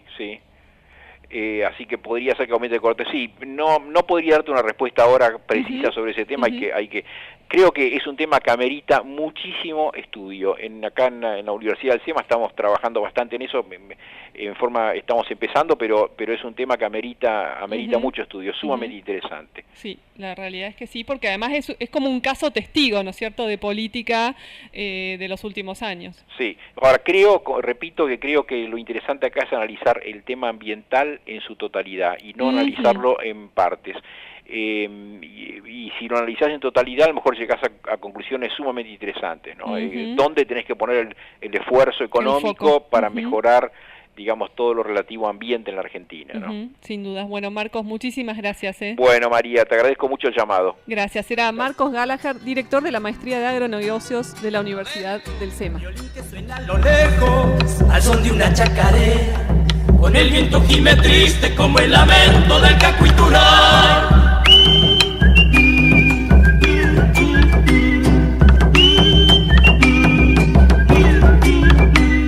¿De dónde viene ese viejo? Ha de ser el mismo su padre. Dicen que ha quedado ciego de tanto llorar a la telecita. Pa'l otro lado de la banda está el Santiago, pa'l otro lado de la banda está el Santiago. Cuando voy cruzando el Dulce, ya voy cantando la la la la la la la la la la la la la la la. Jugueteando en las arenas se ve un changuito. La la la la la la la la la la la la la. Y se animó Lorena a aparecer, uno de los mal entretenidos de este programa. Vamos a ponerle un poquito de glamour y hablar con Jorge Pandini. Jorge, ¿cómo estás? Buenos días. Hola María, Lorena, ¿cómo andan? Muy bien. Me encanta que sepan, que vivan, que experimenten, que somos necesarios también los mal entretenidos. Vamos a ver si se animan a volver acá al estudio, vamos a ver. Las dejamos solas para que nos extrañen un poquito, digamos, ¿no? Bueno, María, vos sabés que un fin de año muy movido en lo que se refiere a presentaciones de autos, y no para esto, no tiene, digamos, hay una continuidad permanente. Mira, y con mucho glamour. Hace unos días nomás, Fiat, la marca emblemática italiana por excelencia, hizo una presentación en la Embajada de Italia, nada más y nada menos. ¿Para qué? Porque hicieron un evento denominado el Garage Italiano, y ahí mostraron los autos que van a traer, importados de Italia, obviamente, y eran los autos preciosos. A ver, Fiat Punto, el Fiat 500, y realmente en esa residencia tan linda, tan agradable, con la presencia de la embajadora de Italia, que no sé si ya está por terminar su misión en la Argentina, mostraron un poco, bueno, ese estirpe que los hace tan distintivos a los italianos, ¿no? Vos sabés que el diseño, si uno habla de autos en lo que es Europa, uno debería decir que los alemanes se destacan por una tecnología, ¿no es cierto?, esa obsesión. Por la precisión. Exacto. Los franceses se destacan porque siempre tienen conceptos revolucionarios de diseño. Los autos franceses no se parecen a ningún otro auto en sus formas, en su concepción. Son muy rupturistas, Y los italianos se destacan por la pasión por la máquina, ¿no? Ese diseño, ese sello, ese estilo, y están muy bien definidos. Mirá, una cosa que tiene que ver con los autos, pero también con el tiempo libre. Hay un chef británico que se llama Paul Hollywood, ¿no? Tipo famoso, que además de ser chef, uno de sus pasatiempos es correr en auto, es corredor de auto también. Y vos sabés que Netflix hizo una serie de 3 producciones donde este chef dice, bueno, yo voy a recorrer Europa, 3 países de Europa, para ver cómo son las relaciones de esos países con los autos. Precisamente Alemania, Francia e Italia. La serie está súper bien hecha porque el tipo lo que hace es, dice, bueno, yo voy a viajar de este punto a este punto, por ahí ponerle 2.000 kilómetros. Y ese trayecto lo hace subiendo a distintos autos de distintas épocas, con gente de ese país, que le explica el por qué, la relación, qué significó. Muy divertida para ver, no es pesada, realmente es agradable para la dama y el caballero. Así que una cosa que tiene que ver. ¿Cómo se llama la serie, Jorge? Mira, es Paul Hollywood. Paul Hollywood, y uno lo busca en Netflix, Paul Hollywood, y son 3 capítulos súper bien producidos. Y obviamente, a ver, tal cual, los alemanes incluso le enseñan cómo maneja un alemán, cómo maneja un francés y cómo maneja un italiano. Bueno, para los italianos estamos los argentinos, ¿no es cierto? Y nosotros tenemos muchos italianos, porque lo gracioso es que empieza la serie en Italia, en Roma, con un conductor de televisión muy famoso y un Lamborghini, que es un auto súper deportivo, y el tipo le dice, bueno, ¿cómo manejan los italianos? No, acá no te preocupes por las reglas, primero vos. Y los preparados, no te preocupes por los reglas, primero vos. ¿Viste? Y imagínate que Alemania es todo lo contrario, pero bueno, está muy bien hecha. Y hablando de Italia, se confirmó que la Argentina va a ser el primer país de América Latina donde se van a lanzar 2 nuevos modelos de Alfa Romeo, que son modelos estupendos. A ver, los modelos se llaman Giulia. Jorge, me parece que se nos está yendo un poquito la señal. ¿Vos estás con un celular? Estoy con un celular, sí. Ah, bueno, quédate ahí. ¿Me recuperaste? Ahí te recuperamos, sí. Nos estabas contando de los nuevos lanzamientos. Exacto, de Alfa Romeo. Uno se llama Giulia, que es un sedán, y otro se llama Stelvio, que es un SUV, una camioneta, digamos, ¿cierto? Sí. Argentina va a ser el primer país de América Latina donde van a llegar estos autos, que son nuevos, que están pedidos en todo el mundo y que son fantásticos. Así que hoy un toque de italianidad en el programa nuestro. Y te lo cierro con lo siguiente. Ayer hubo una reunión, viste que hay muchas reuniones de fin de año en este momento, ¿cierto? Sí. Donde empresas en balance, muchísimas. Muchísimas.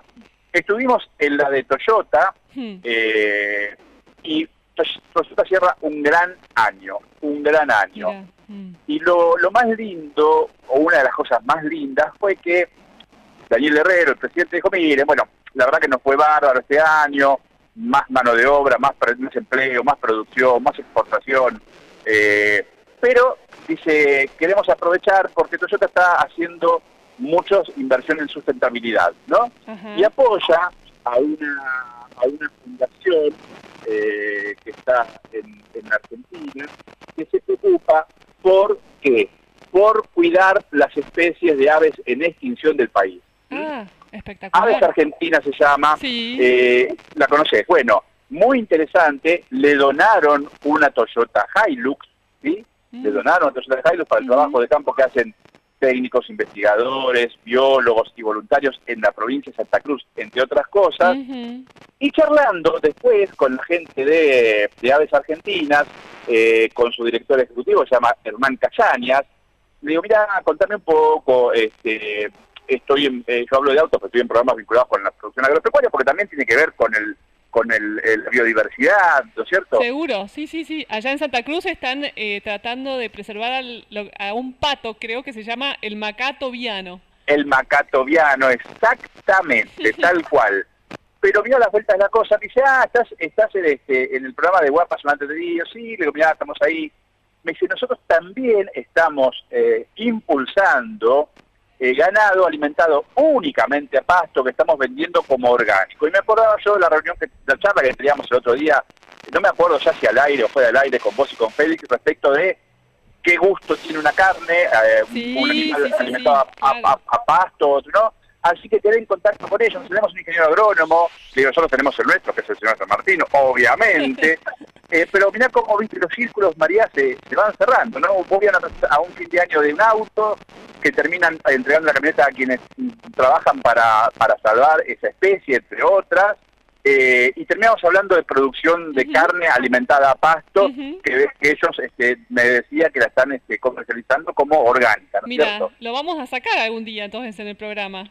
Le dije, mire, yo tengo ahí unas guapísimas, Lorena y María, que son muy guapas y que realmente saben mucho de este tema. Yo simplemente acompaño en el programa y de este tema entiendo poco, pero me pareció interesante, ¿no? Así que autos, está biodiversidad, bueno. Producción de ganado a pasto, cuidado de especies argentinas en extinción. Un poquito de todo me parecía contar, porque realmente todo está así bastante vinculado, ¿no es cierto? Así es, una buena alianza, Jorge. Bueno, muchísimas gracias y que tengas un muy, muy buen fin de semana. Igual para ustedes, le mando un cordial abrazo al malentretenido amigo mío y vamos a ver si la semana que viene estamos ahí los dos para recuperar un poco el territorio perdido. A ver si se animan, dale. Un besito para ustedes. Un beso, era Jorge Pandini con todas las novedades del sector de los autos. ¿Quién puede olvidar tus cosas, mi Santiago del Estero? Si cuando uno más se aleja, más hondos son los recuerdos.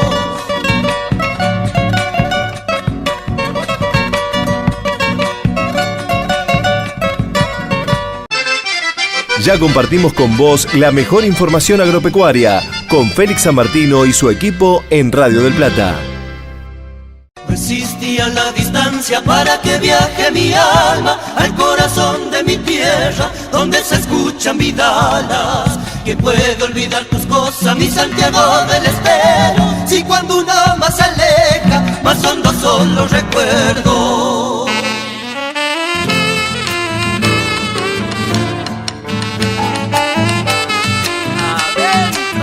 Fue mucho mi penar andando lejos del pago, tanto correr para llegar a ningún lado, y estaba donde nací, lo que buscaba por ahí. Y hablábamos al principio del programa de los ejes que había tomado el ministro de Agroindustria, Luis Miguel Echeverre, para su nueva gestión, entre los que se encuentra el tema de la desburocratización y evitar todos los trámites que de alguna forma enmarañan lo que es la producción agropecuaria. Esta semana sacó una resolución en la que les instruye a todas sus secretarías, sus subsecretarías, a los entes descentralizados a reordenar la normativa en los próximos 4 meses. Todo un desafío, pero vamos a hablar directamente con alguien que está en el tema.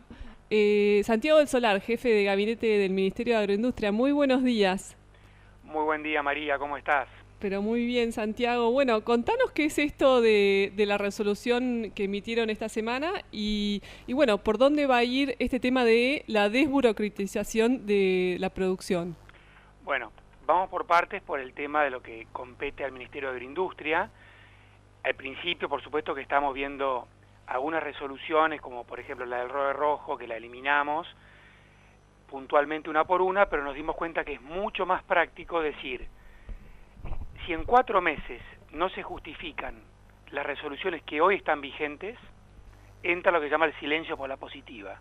Si hay una resolución determinada que no se puede justificar para qué está, se va, desaparece, se termina. Entonces, de esa manera es mucho más, peinamos todas las resoluciones una por una y todas tienen que ser justificadas por las secretarías y subsecretarías para qué están y para qué sirven. Eso es lo competente al ministerio, ¿no? Claro. Lo que nosotros podemos hacer ahora y ya en un plazo perentorio de 4 meses. Que va a haber seguramente un montón de cosas que aparecen, como en SENASA, por ejemplo, derogaron resoluciones que eran de 1890 y pico, que estaban ahí, que nadie sabe para qué estaban. De esas cosas seguramente nos vamos a encontrar. Y por otro lado está lo que tienen otros ministerios, otras dependencias del Estado, que también ahí es un trabajo conjunto, que ya estamos mapeando con otros ministerios y otras dependencias, a ver cuáles de las resoluciones son necesarias, estrictamente necesarias para mantener el control del Estado sobre los procesos y cuáles no. Son simplemente sistemas burocráticos, solapamiento, que se le pide a un productor por un lado, se le pide lo mismo por el otro, que si se equivoca le cae un castigo espantoso. Bueno, todo eso lo estamos empezando a trabajar con las otras dependencias del Estado. ¿Qué son cuáles las otras dependencias? Bueno, ministerios y AFIP principalmente. Y, digamos, ¿están teniendo eco? Porque, bueno, me contaba un funcionario que justamente en todo lo que es la maraña administrativa que tiene que enfrentar la producción agropecuaria, el 60% casi de los requisitos son justamente con AFIP. Sí. Hay una gran mayoría de requisitos que están ahí y ahí estamos, digamos, hace 2 semanas que estamos, ¿no? Pero estamos generando las reuniones técnicas para conversar y escuchar y ver de qué manera podemos simplificarle la vida a los que producen, los que van por derecha y los que van por izquierda, que les caiga el castigo que les corresponda. Y también hay cuestiones provinciales. Bueno, estuvimos con Leo Sarquís hablando, comentando lo que es sacar una guía en Entre Ríos, que se hace electrónico, lo que es sacar una guía en la provincia de Buenos Aires. Bueno, la línea en general es de todos, todo el gobierno a nivel nacional y provincial, de buscar la manera de simplificar las cosas, porque estos son sobrecostos enormes, y cuesta muchísimo dinero para especialmente el pequeño productor, el mediano productor, de tener estructuras que le hagan todos estos trámites, o que él personalmente esté, en vez de estar capacitándose, trabajando en la manga, o en la fosa, o haciendo un plan sanitario, lo que sea, se la pasa haciendo una cola y haciendo un trámite. Y eso es lo que queremos evitar. Y están invitando a entidades particulares, a organizaciones, digamos, de la sociedad civil, a las gremiales, por ejemplo, a la mesa de enlace, para colaborar con este tema. Sin duda, sí, nos tuvimos una reunión institucional con la mesa de enlace y estamos abiertos a todas las cámaras que nos traigan cuáles son los problemas principales que tienen. Particularmente lo trabajamos de manera secuencial en las mesas, en las mesas por producto, la lechería, la forestal, la de carnes, y queremos que se digan las cosas concretas, cuáles son, y buscar la solución. Esas mesas no son mesas de catarsis, decir, hay mucha burocracia, sino hay un problema con esta resolución, hay un problema con esta disposición. ¿Cómo se puede solucionar? Nos damos vuelta y buscamos la manera, si el problema está en SENASA, está en el Ministerio, está en AFIP, donde esté, para buscarle una solución, o no, o decir, no, mira, esto tiene que ser así, no le encontramos la manera, vamos a tratar de mejorarlo, y esas respuestas también se dan a veces, no se puede eliminar todo. Insisto, digamos, con el tema de la FIP, porque pareciera que se viene un forcejeo Echeverre-Abad hacia más adelante. ¿Qué eco están teniendo en la FIP respecto de esta iniciativa? Escucharnos, digamos, nosotros venimos yo hace 2 semanas estaba en el campo, trabajando, y explicar lo que significa cuando hay una resolución que está solapada con otra, cuando hay un castigo que es desproporcionado al error que haya cometido un productor, qué significa todo eso. Y el eco, bueno, es hablar, escuchar y entender que la política nacional, porque ese es el punto, es desburocratizar. Lo que queremos es desburocratizar. Si dejamos todo igual, no estamos desburocratizando nada. Así que bueno, las charlas estamos empezando, teniendo las reuniones a nivel técnico y a nivel político para tratar de destrabar la mayor cantidad de trámites innecesarios, porque hay otros que son estrictamente necesarios, principalmente lo que es declarativo.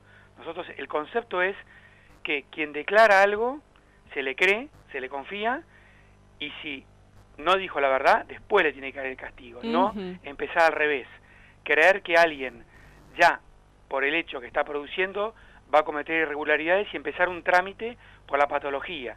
El trámite se hace pensando que el productor va a actuar mal. No es así. Una declaración jurada de impuesto a las ganancias, uno presenta la declaración jurada y dice, yo vendí esto, facturé así, estos son mis costos, y ahí presenta la declaración jurada. Después, en la inspección, si mintió, le cae el rayo, pero no es al revés. Yo te digo cuánto ganaste, cuánto hiciste, te doy la declaración jurada. No, es declarativo, y eso es lo que queremos como espíritu generar en todo lo que es el trabajo del campo y en todas las producciones del país. Sí, me contaba un productor agropecuario de la provincia de Córdoba que justamente, bueno, se está recolectando el trigo y tenía que sacar urgente una carta de porte. La trata de sacar por internet, rechazado el pedido. Sí. Bueno, ¿qué había pasado? Había faltado en la declaración jurada anterior entregar un papelito, sí, porque el contador no le había entregado un papelito a la AFIP. Sí. Bueno, está todavía con el trigo ahí en el campo y no lo puede vender. No lo puede vender, y si lo bajaron de registro, le van a retener 15% de ganancia, le van a retener todo el IVA, que prácticamente te sacan del sistema, ¿sí? Somos conscientes de cómo es eso, porque estábamos hace pocas semanas en el campo entendiendo que eso así es algo que complica la vida, y el que quiere arrancar de cero con una sociedad anónima nueva, entrar al sistema también es dificilísimo. Hay un montón de barreras, bueno, y hay muchas cosas de esas que le estamos hablando, buscando la manera de simplificar. Nadie en el gobierno quiere que las cosas sean complicadas, sino todo lo contrario. Queremos ser el supermercado del mundo, queremos aumentar la competitividad. Para eso tenemos que tener un sistema que sea ágil. Y lo que no sea ágil lo vamos a trabajar para modificarlo y que sea más fácil, y que producir, digamos, que los productores se dediquen a lo que tienen que dedicarse, a lo que saben hacer, y no a hacer trámites. Sí, además, digamos, la herramienta coercitiva y la arbitrariedad que implican todos estos sistemas. Sí, tal cual, y no todas las producciones tienen sistemas como estos.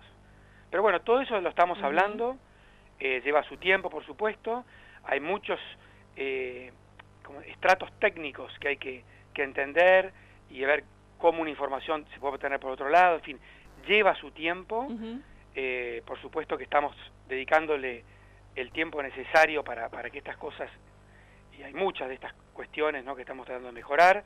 En el SENASA también hay todo un tablero de control que está llevando Ricky Negri para simplificar las cosas, que son infinidad, a nivel de comercio interno, comercio externo, certificados, etcétera. Y bueno, y en aduana, digamos, es largo el camino, pero lo queremos hacer, estamos decididos a hacerlo. Nos está ayudando Pedro Inchauspe de la Secretaría de Burocratización de Producción, o sea, estamos trabajando con otro ministerio en conjunto, y el objetivo es ese, y es arremangarse y buscar la mejor manera que el Estado tenga los controles, pero que sea sencillo y simple para quien invierta y quiera generar empleo y oportunidades en Argentina. Ni más ni menos. Santiago, ¿y cuáles son los otros ejes de la gestión que están empezando? Bueno, uno lo hablamos recién tangencialmente, que son las mesas. Son las mesas de trabajo, en el caso de carnes y forestal y lechería. Después vamos a dar otras mesas más donde participa la cadena con el gobierno, con las provincias. Es más amplio del concepto de cadena que teníamos antes, ¿no? Están los ministerios, y cuando hay un problema está la persona que puede solucionar el problema enfrente, o que le puede explicar, mira, eso no se puede solucionar por tal motivo. Eso es uno de los temas, que es diálogo, pero a su vez diálogo conducente y efectivo. Lograr avanzar cada vez que nos juntamos.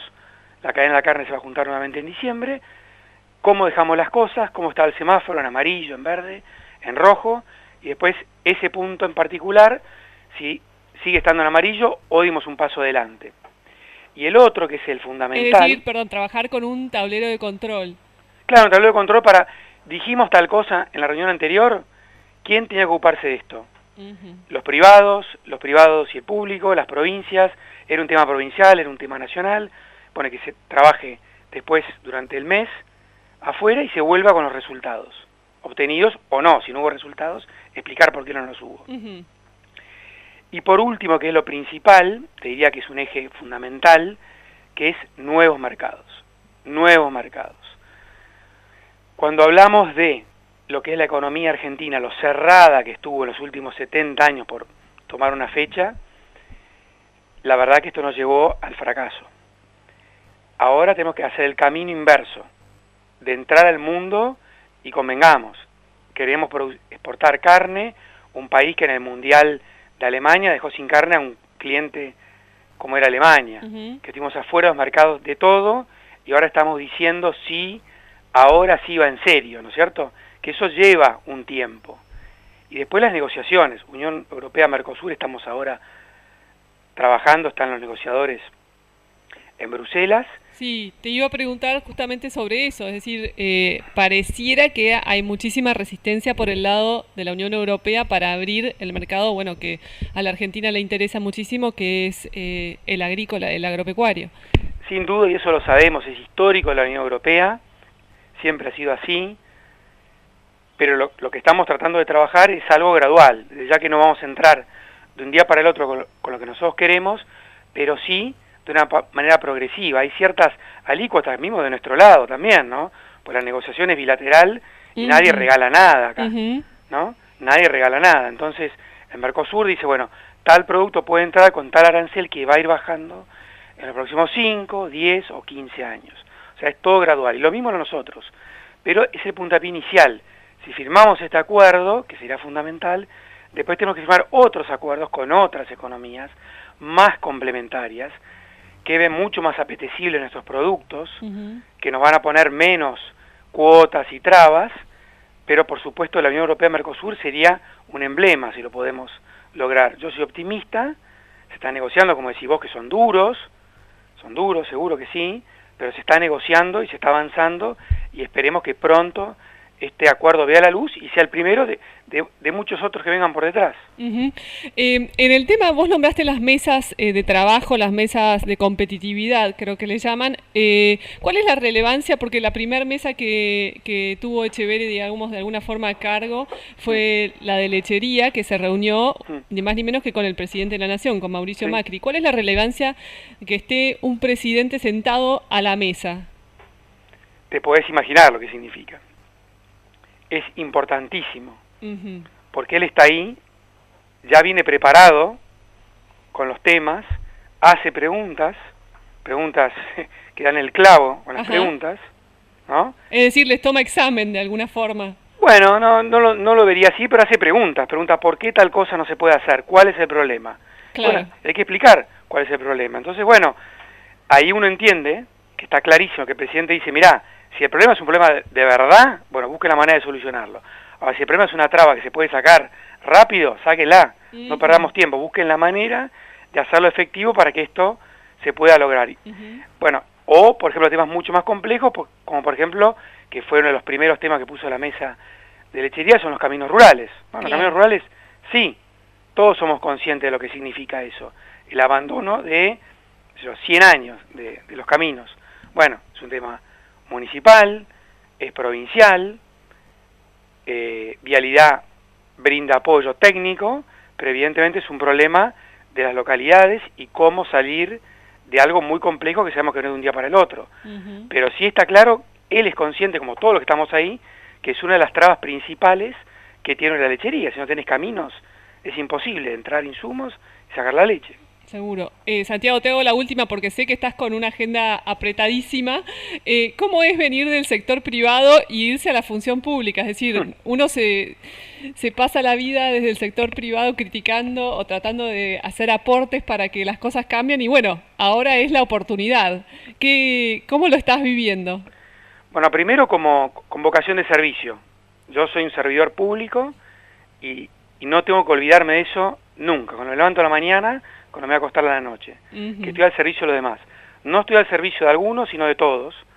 Tengo que ordenar muy bien mi agenda, cómo atender a los distintos sectores, subsecretarios, ministerios, etcétera, para estar equilibrado y escuchar a todos. Y después, por supuesto, que tengo que tener la paciencia suficiente para entender cómo funcionan las cosas en el Estado.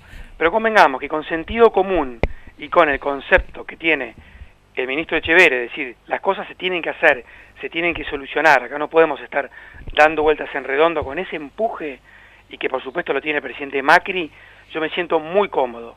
Hace 2 semanas que estoy nada más en funciones, pero ya algunas cosas fuimos avanzando, otras están progresando día a día, y realmente no le voy a aflojar con el esfuerzo para lograr poder cambiar las cosas que estén al alcance de mi mano, y desde ya llamar a quien quiera llamar, teléfono abierto, escuchar y estar receptivo al sector privado y a los otros ministerios, otros organismos públicos, Cámara de Diputados, etcétera, para tratar que las cosas se solucionen donde se tengan que solucionar.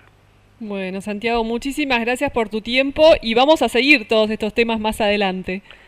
Sin duda, para mí, un placer estar en el programa de Guapas y Malentretenidos. Nos está faltando el guapo, pero bueno. El guapo no está, bueno, no sé. Pero o bueno, el malentretenido, quién sabe. Estará malentretenido por ahí. Bueno, mandale muchos saludos al guapo, a Félix. Y bueno, seguimos en contacto y siempre mi teléfono abierto para tu audiencia y para vos.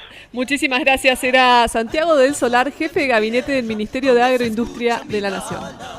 Que puedo olvidar tus cosas, mi Santiago del Estero. Si cuando una más se aleja, más hondos son los recuerdos.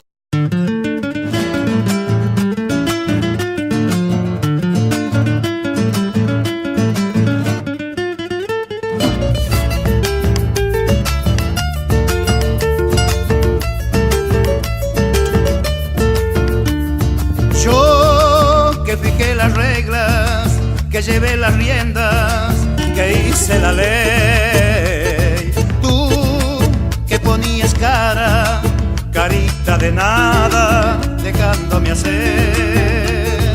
Yo que un amor recaba cuando otro llegaba. Bueno, Lorena, se nos está terminando el programa de guapas. Vamos a llamarlo de guapas, de nada guapas más. solo. De guapas solo y que vengan los malentretenidos a querer sacarnos el cartel. Y que vengan, si se animan. Si se animan. Les estamos mandando un mensaje por la radio, criptado, a ver si se hacen cargo. Ya que no vinieron hoy, quiero creer que nos están escuchando.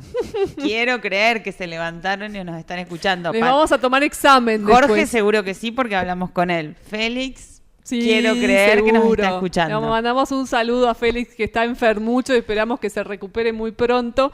Bueno, si algo me quedó claro de todo este programa es que el nuevo desafío o la nueva lucha que se viene es Echeverre Abad. De un lado del ring, Echeverre, ministro de Agroindustria.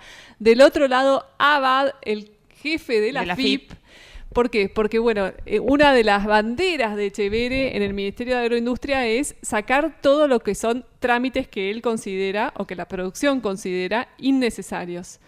Pero se las va a tener que ver inevitablemente con Abad. ¿Por qué? Porque casi el 60% de los trámites pasan por la FIP. De los trámites a los que se enfrentan los productores pasan por la FIP. Así que, bueno, ahí va a estar la lucha. Bueno, esperemos que sea corta y leve la lucha. Por el bien de todos. Vamos a ver cómo continúa la saga. La vamos a seguir muy, muy de cerca. Veremos. Estuvimos, bueno, rotando por los distintos cócteles. Hubo uno que es tradicional de todos los años, que es el de las 4 cadenas. Las rotas cadenas o las cadenas, no sabemos. De las que son las asociaciones de maíz, de soja, de girasol y trigo. Así es, te salió todo. Salieron las 4 cadenas de maíz, valor. Que es maíz y sorgo, incluye al sorgo también. Ah, claro. Y que, bueno, siempre uno de los 4 presidentes de esas asociaciones es el encargado de dar el mensaje. Esto se hace en la bolsa de cereales de Buenos Aires, en el recinto de operaciones. ¿Quién fue el encargado de dar el mensaje? En esta oportunidad fue el presidente de Axoja. Ah, mira. Rossi. Así que, bueno, el señor RR. Sí, porque es Rodolfo Rossi. Es verdad. Claro. Lo deben haber elegido a propósito. Para que le saliera todo el versito. El señor Soja RR. Ahí está. No se puede ir ya. No se puede ir. Se tiene que quedar. Hasta luego. Sí. Su estigma de su vida es la soja, RR. Capaz que le pusieron RR por él. No sé. Tiene carita de soja, ¿no? Tiene porque cara de poroto de soja. Tiene cara de cara redondita, es un poco pelado. Lo queremos, igual le mandamos un beso. Sí, por supuesto, se lo decimos con cariño. Seguro. Además tiene que estar orgulloso, porque él representa precisamente a la soja. Bueno, dicen que la gente, viste, se mimetiza. Es como los perros y los dueños de los perros, que son parecidos. Son iguales. Lo mismo. Él se mimetizó con la soja. Ahí está. Bueno, dieron su mensaje, que es consensuado. Es un largo proceso de consensuar este mensaje entre los 4 presidentes de las 4 entidades, que a su vez representan a un montón de otra gente. Claro. Es decir, ahí están representadas, como decíamos, toda la cadena, desde la producción hasta la industria. De estos 4 cultivos. Imagínate que ese mensaje están para consensuarlo meses. Claro. Pero bueno, ¿qué ahora le pidieron el ministro? El nuevo ministro fue. ¿Qué le pidieron? Le pidieron de todo. De todo, pobre Muchísimas ministro. cosas le pidieron. ¿Qué cosas, por ejemplo? Bueno, seguro de las que cosas, algo de la desburocratización le dijeron. Sí, una de las cosas en las que hizo eje el mensaje de las 4 cadenas fue la desburocratización. Las retenciones, que, bueno, ¿qué pasa? eso el ministro bienvenido, ¿no? Porque le sirve como para después ir a golpear la puerta. Miren Claro. que toda esta gente también me está pidiendo. Lo de las retenciones seguro que también Que se cumpla que el se tema cumpla. de la baja de retenciones de la soja. Recordemos que una de las banderas de Cambiemos era retenciones cero para todos los productos. Bueno, eso se cumplió en todo menos en la soja, que se bajó hasta el 30%. La soja tributaba 35, tiene 30 hoy, y se supone, según el decreto que había sacado Macri cuando Bursaile era ministro, que va a ir bajando a partir de enero de 2018 0,5 puntos porcentuales por mes, hasta llegar al fin del mandato. Ya falta poquito para el enero del 2018. Vamos a ver. Estamos a poquito tiempo de saber si se va a cumplir o no se va a cumplir eso. Y bueno, también le presentaron una agenda legislativa importante que tiene que ver con todo lo que es los fitosanitarios, el uso del suelo, la promoción del uso de fertilizantes. Por ejemplo, el otro día estuve hablando con productores uruguayos. Los productores uruguayos pueden desgravar el uso de fertilizante al 1,5, es decir, lo toman 1,5 veces a su costo. Muy bien. De esta forma, bueno, Uruguay promociona que se usen los fertilizantes, que se fertilice y se cuide el suelo. Y bueno, un montón Ley de otros... semillas, seguro que también algo le habrán tirado a la oreja. Me estaba olvidando de la ley de semillas. Gran Seguro. temón que se viene, que vamos a ver cómo se resuelve, porque se estaba tratando más en jefatura de gabinete, así que vamos a ver qué papel puede jugar Echeverre ahí. En los próximos programas podríamos hablar con algún diputado, agrodiputado, que nos cuente qué temas se trataron en el Congreso. O que se van a tratar. Este año, que nos haga un resumen a ver cuántos temas se trataron. ¿Existen los agrodiputados todavía? Y algún que otro queda. ¿Quién? Pablo Torello. Pablo Torello. Bueno, Alicia Marcuart de Entre Ríos, También. que entró ahora con Sí. esta nueva camada de diputados que juraron esta semana. Sí. Benedetti, que También. es el primero de la lista de Cambiemos por Yo Entre Ríos. más que ver los proyectos que tienen, me gustaría preguntarles cuáles fueron los trabajos que trataron este año. Está bueno. Más que los proyectos. No se movió directamente Bueno. la Comisión de Agricultura. Claro, exactamente. Sí, habría que hacer un informe sobre eso. Sí, es cierto. Sí, no se movió nada. Lo que se movió fue este programa que se nos termina. Bueno, vamos a ir despidiéndonos para que nos saquen del aire. Agradecemos a Melanie Martin, que está en los controles, a vos, Lorena, que estás en la producción, toda la semana ocupándote de lo que después hacemos acá y destruimos humildemente en el programa. Y bueno, les mandamos un beso muy grande a Jorge Pandini y a Félix San Martino. Que se recupere pronto, del otro Félix. lado. Un beso grande. Chau. Buen fin de semana para todos.